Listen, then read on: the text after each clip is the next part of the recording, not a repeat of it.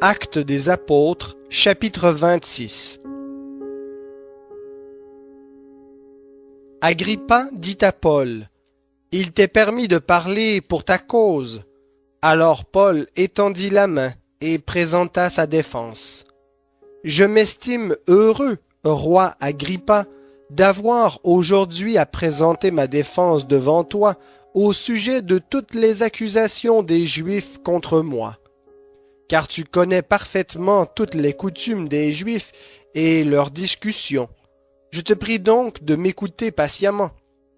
Ma vie, dès ma jeunesse et depuis le commencement, s'est passée à Jérusalem, au milieu de ma nation.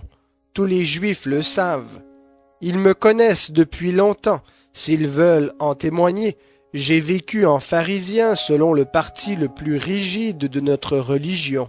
Et maintenant, je suis mis en jugement à cause de l'espérance en la promesse faite par Dieu à nos pères, et dont nos 12 tribus, qui rendent un culte à Dieu sans relâche nuit et jour, espèrent atteindre l'accomplissement.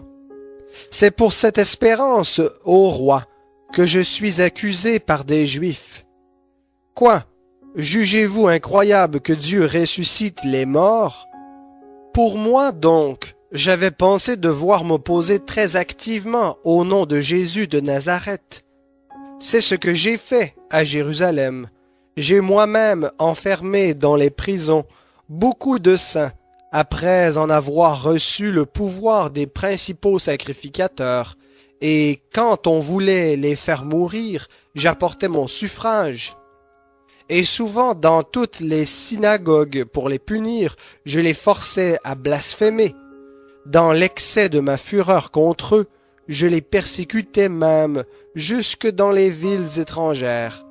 À cet effet, je me rendis à Damas, avec les pouvoirs et la permission des principaux sacrificateurs.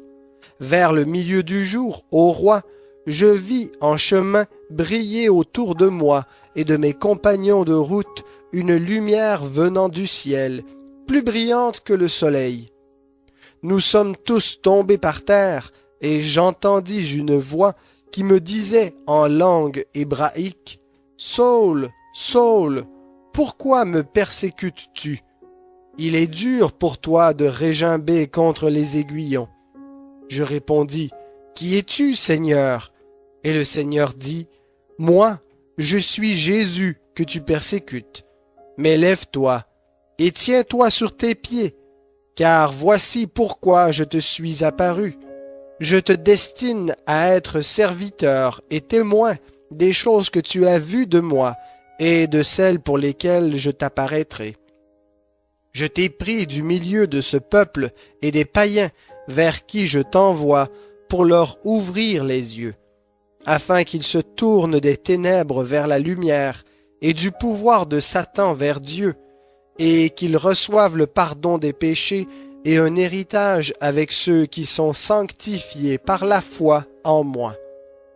En conséquence, roi Agrippa, je n'ai pas désobéi à la vision céleste, mais à ceux de Damas d'abord, puis de Jérusalem, dans tout le pays de Judée, puis aux païens, j'ai annoncé la repentance et la conversion à Dieu, avec la pratique d'œuvres dignes de la repentance. Voilà pourquoi les Juifs se sont emparés de moi dans le temple et ont tenté de me faire périr. Mais grâce à la protection de Dieu, j'ai subsisté jusqu'à ce jour, et je rends témoignage devant les petits et les grands, sans rien en dehors de ce que les prophètes et Moïse ont déclaré devoir arriver. C'est-à-dire que le Christ souffrirait, et que ressuscité le premier d'entre les morts, il annoncerait la lumière au peuple et aux païens. Comme il se défendait ainsi, Festus dit à haute voix, « Tu es fou, Paul, ta grande érudition te pousse à la folie. »« Je ne suis pas fou, très excellent Festus, répliqua Paul. Ce sont au contraire des paroles de vérité et de bon sens que j'exprime. Le roi est instruit de ces faits.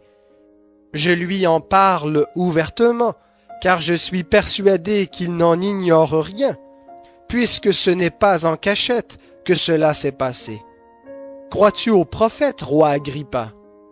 Je sais que tu y crois.